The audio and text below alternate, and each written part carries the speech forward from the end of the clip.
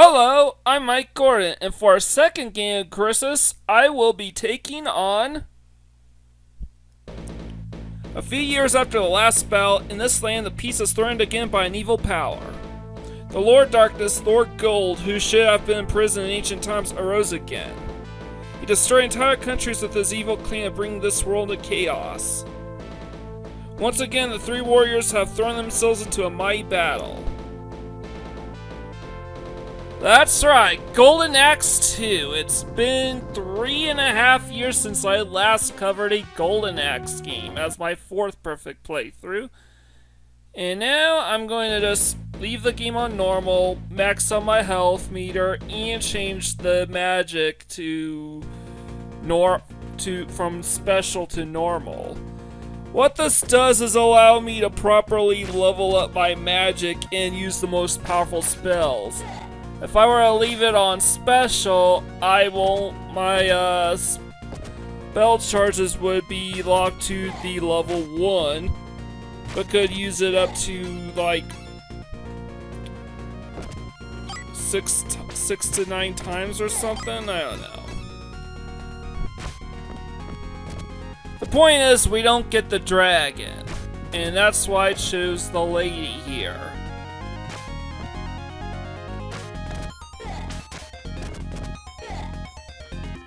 Some quick reaction time in there, just to ensure I don't get bottled. So, just like Golden Axe 1, perfect playthrough conditions for this game literally involves beating the game with the highest ranking possible, which in Golden Axe 2's case, it's SA. But, this is pitifully easy to accomplish in Golden Axe 2, provided that you keep any hits against you to a minimum.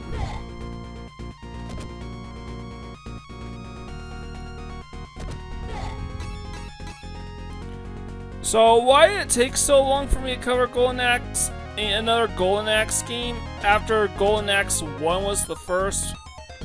Well, simply put, I'm not the biggest fan of the series.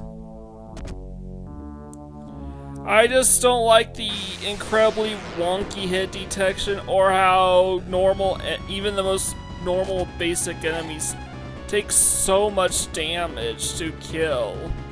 Not to mention they just love swarming you.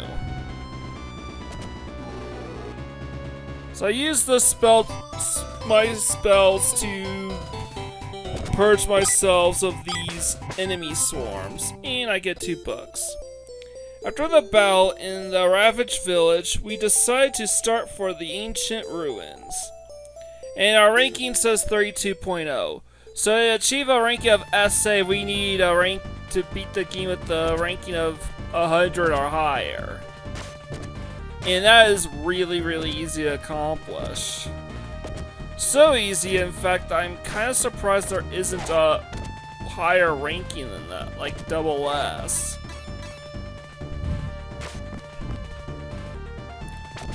And I'm gonna tell you something. Though I prefer Golden Axe, probably prefer Golden Axe 2 to Golden Axe 1. I will say there is definitely some justifiable reasons as to why people would think otherwise. Like, disagree vehemently. You see, Golden Axe 2 is pitifully easy.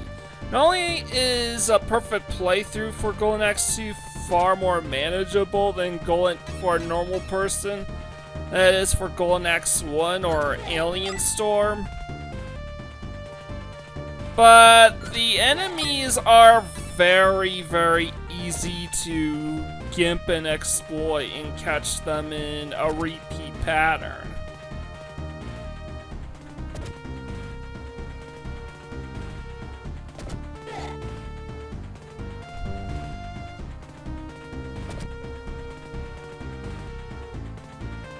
And this is kind of basically when there's just one enemy on the screen, they will basically just keep walking out to you, and you can just time your attacks so you can hit them before they hit you.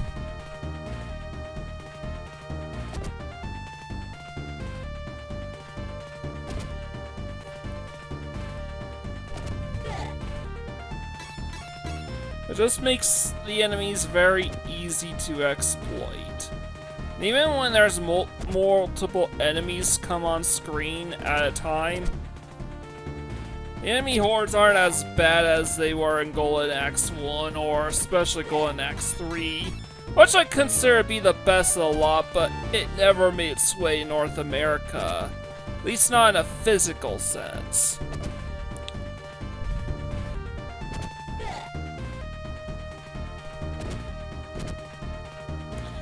And there is another reason why Golden Axe 2 is generally seen as the weakest in the trilogy, and the reason why many people consider Golden Axe 1 so much more impressive.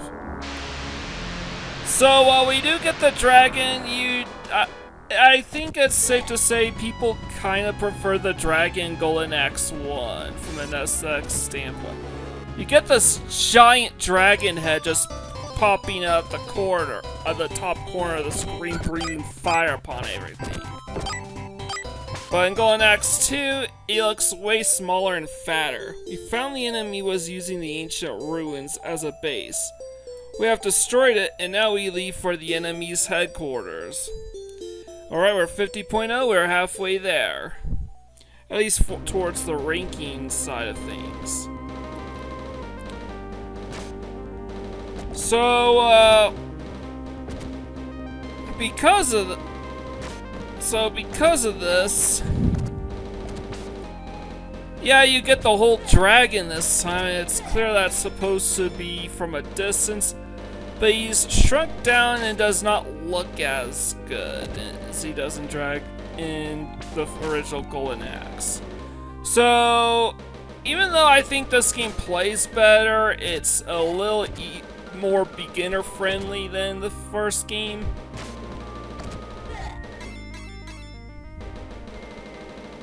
And is still relatively short in spite coming out in 1992. Alright, we're stockpiling on spell charges. And we're gonna take use of this little pit to lure these enemies to their death. These enemies are so freaking easy to take full advantage of. They're kind of an idiot AI.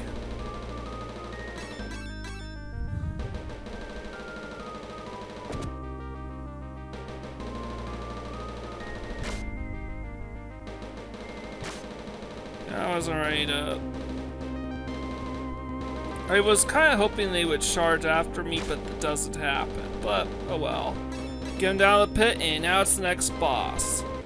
So the magic isn't as impressive in Golden Axe 2 or 3, and as the series progresses, you kind of lose out on other special features like the parallax scrolling, and the overall background designs become increasingly more boring.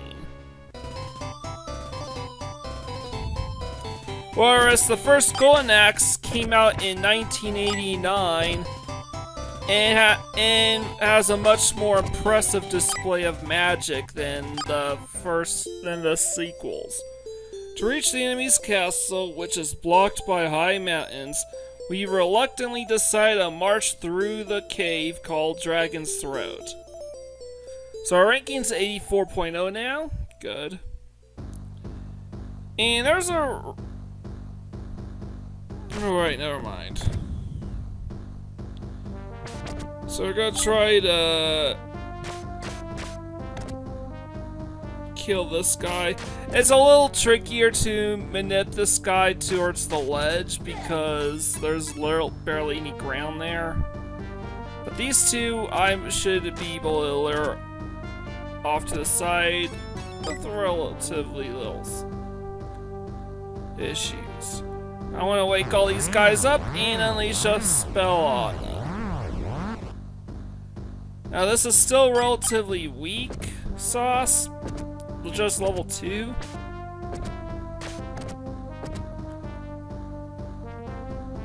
But this is a very dangerous enemy swarm, and the boss battle shouldn't be that difficult.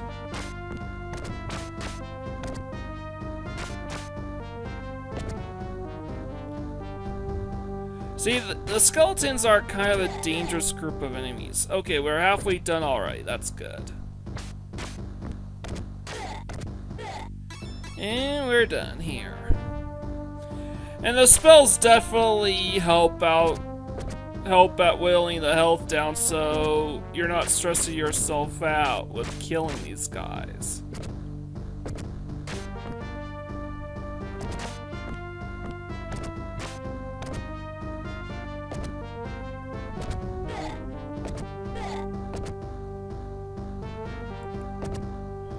Now I'm just gonna charge attack this lizard and okay, he's dead now.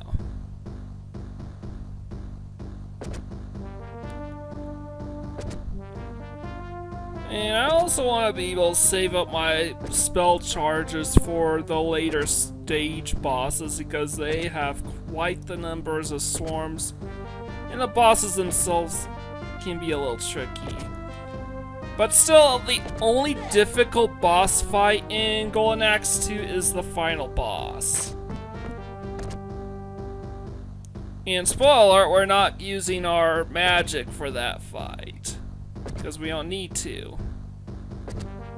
Generally, magic's recommended for dealing with swarms, not the bosses on their own.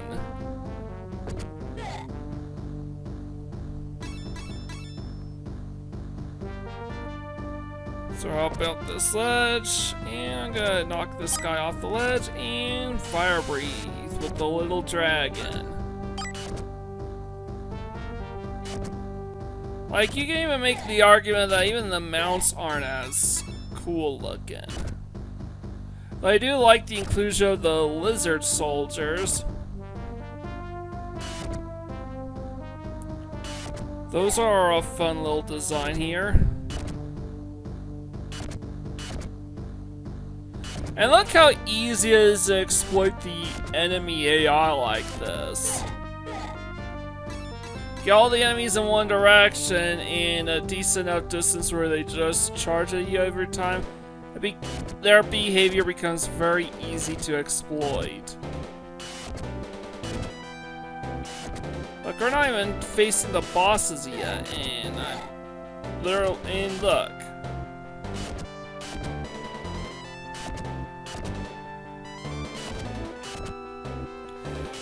They just have to just run towards me, and I just fire a couple flame sprouts at them. And I make it to the far right of the screen, and the stage is over. We still have our 2 spell tomes, but we can collect more.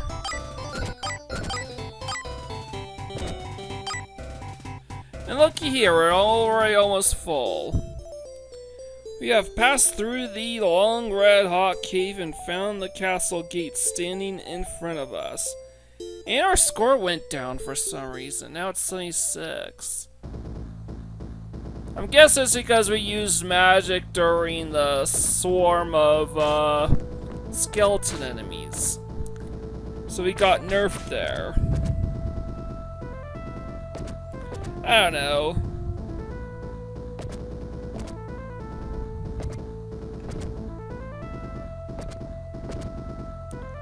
So I'm gonna perform the same trick as before, but using the charge attack. Single sword swing as well to take out these enemies.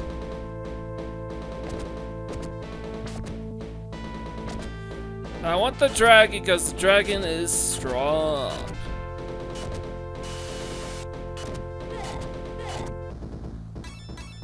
And we took out the enemies one after the other.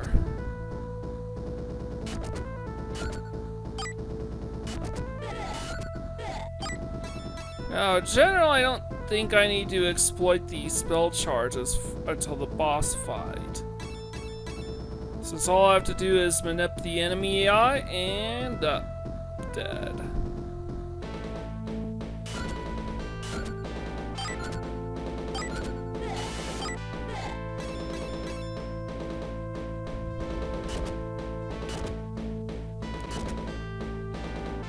And there we go.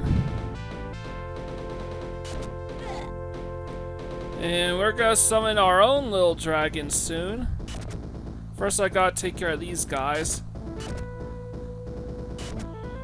They're right where I want them and paced apart from one another, so I can actually just shoot at them back to back to back in rapid succession. They run up to you at the exact same time, there can be some problems there. You want them to come down and get back up at different times. And then charge at you at different times.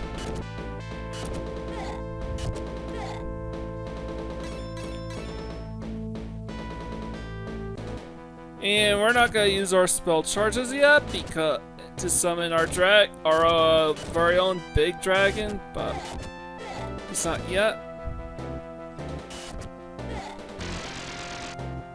And now we might as well help us out with this. Even though it's not an enemy swarm, it'll still be of some help to us.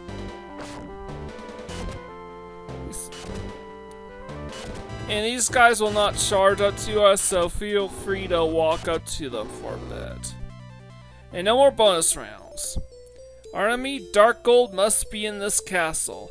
Now take courage. The real battle has just started.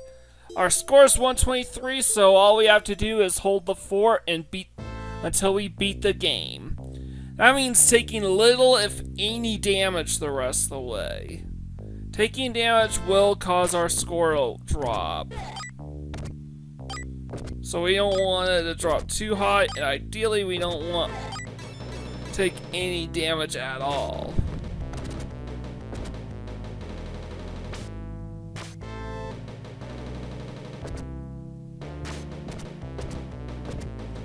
Now typically I don't like the whole scoring system for a perfect playthrough like this.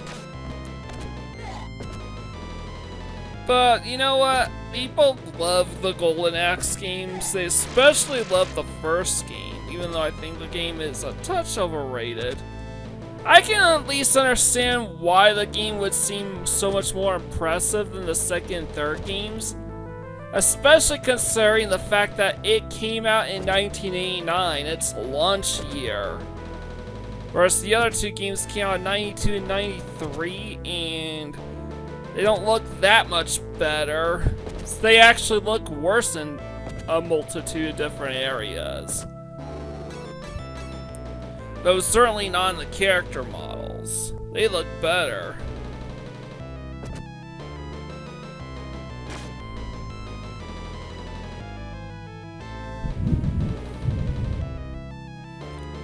But regardless, I do prefer Golden Axe 2 on the grounds of I think the game is easier than Golden Axe 1.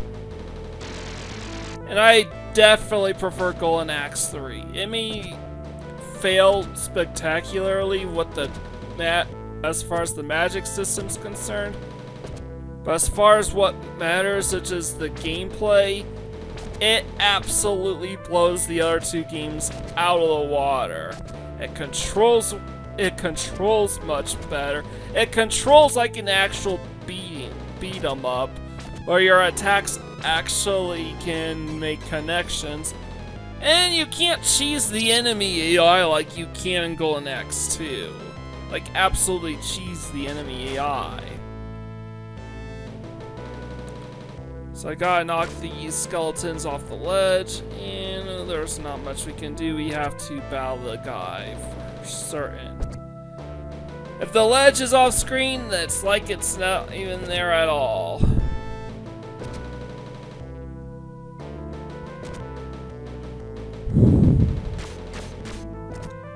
But because this is a very simple AI infrastructure,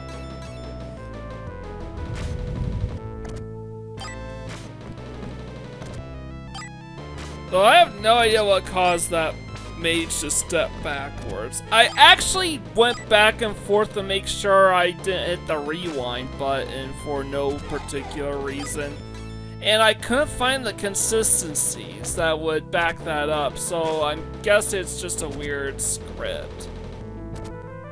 Spoiler alert, when I emulate games, I tend to use the tools available and then edit out the seams.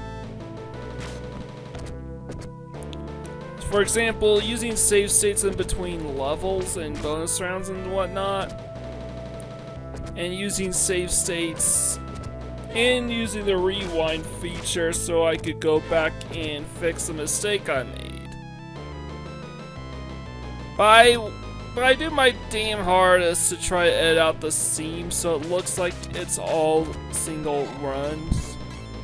So, for what it's worth, I do make this look a lot easier than it actually is. But even by that standard, this game is very, very, very easy to cheese the enemy at.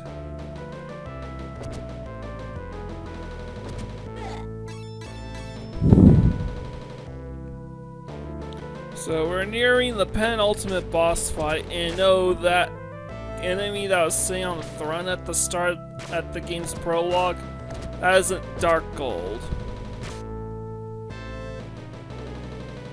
Which is a funny thing, because he is a man clad in gold. You think he's Dark Gold, but he's not the one wielding the golden axe. But now we have the boss in the storm, and I'm gonna summon our dragon for the final time in our perfect playthrough. And now it's just Monoe Womano. It's Red Sonja versus the giant golden headless knight.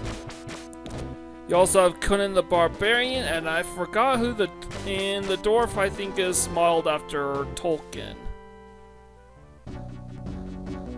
So probably like Gimli or something. So this is the Dark Gold wielding the golden axe, the primary MacGuffin of the series.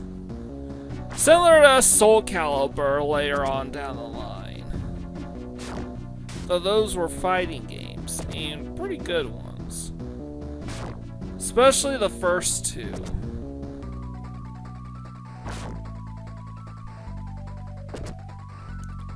So I'm just gonna keep... Now I have to manipulate his spacing so he doesn't spawn enemies in. And I have to get the attacks in super quick because his swing of the golden axe has a really, really wide hitbox. But it is possible to catch him in a cycle, in a looping cycle like this, where he's trying to relocate attack or charge up a enemy spawn attack.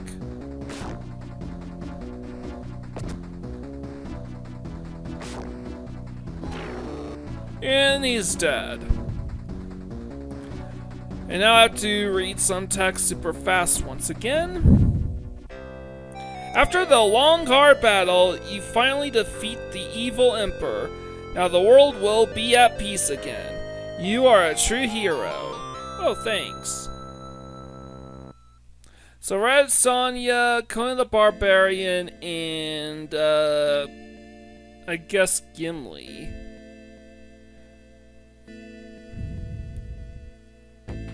And that's it for the game. We've saved the universe. Now the question is, do we have a perfect playthrough? Yes I did. I already hit a file score 123, heading into the final 2 levels, and I never got hit a single time. So obviously, high score has to be at least 100, if not way higher than that. So we'll find out at the end, after the credits roll, what our final score is, but it's definitely SA. I chose Golden Axe 2 as a representative for 12 Games of Christmas, in spite of being another game I covered during Summer Sega, because I figured with all the Streets of Rage games done, I need a beat 'em up in there, and it's been a long time since I covered a Golden Axe game, so why not Golden Axe 2? Well, the real question is, what about Golden Axe 3? Well, similar to Alien Soldier, it never saw a physical release in North America, so it's not really eligible for 12 Games of Christmas. I may consider doing an international. I may do an international themed 12 Games of Christmas down the lines, however. So let me know if you would like to see something like that. An international release where I cover Japan and PAL exclusive releases. And the best of the best, there's quite a few gems there. Not just Golden Axe 3, but also games like Pulseman, and I've heard Yu Yu Hakusho is pretty good. And who could forget Zero Wing? But don't worry, we only got like 2 more games from my back catalog left to cover before I cover a bunch of mostly new stuff. So tune in, because starting Christmas Eve it's all brand new. Leave a like, comment, subscribe to my channel, I greatly appreciate it. With that out of the way, this is Mike Gordon signing out.